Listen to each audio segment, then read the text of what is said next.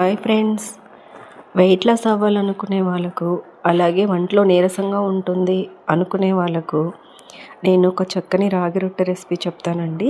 రండి. దీనికోసం మనం క్యారెట్ తురుము, ఉల్లిపాయ ముక్కలు, పుదీనా, కొత్తిమీర, కరివేపాకు ఈ మూడింటిని, అలాగే సన్నగా తరిగిన పచ్చిమిర్చి, జీలకర్రని ఇలా యాడ్ చేస్తామండి.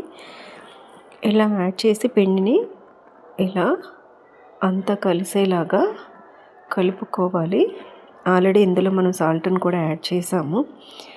ఈ పిండిని కలిపేటప్పుడు గోరువెచ్చని వాటర్ని యూస్ చేస్తే మనకు రొట్టెలు అనేవి చక్కగా వస్తాయి.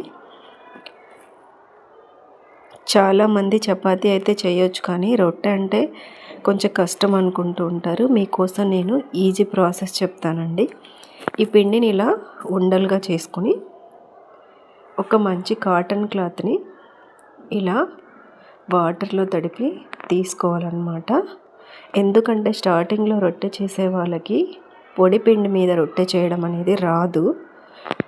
ఇలా మనం ఈ క్లాత్ పైన ఈ ఉండని ఉంచి ఇలా ఒత్తుకోవాలన్నమాట. చక్కగా చివర్లు సరి చేసుకుంటూ మనం రొట్టెని ఇలా రెడీ చేసుకుంటాము.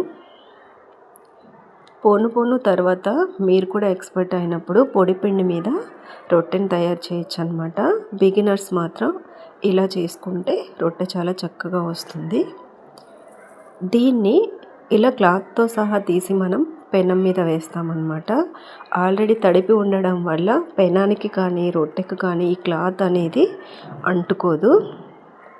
రొట్టెని మనం అలా పెనం మీద డ్రాప్ చేసేయచ్చు అనమాట. రెండు వైపులా కాగిన తర్వాత రొట్టె ఇలా రెడీ అయిపోయింది. ఇది మన ఆరోగ్యానికి చాలా మంచిది. చూడండి, చక్కగా పొరలుగా ఉన్నటువంటి రాగి రొట్టె రెడీ అయిపోయింది. ఇక్కడ మనం వెయిట్ లాస్ కోసం అయితే క్యారెట్ తురుముకి బదులు బూడిద గుమ్మడికాయ తురుమును కూడా తీసుకోవచ్చు అనమాట. బాయ్.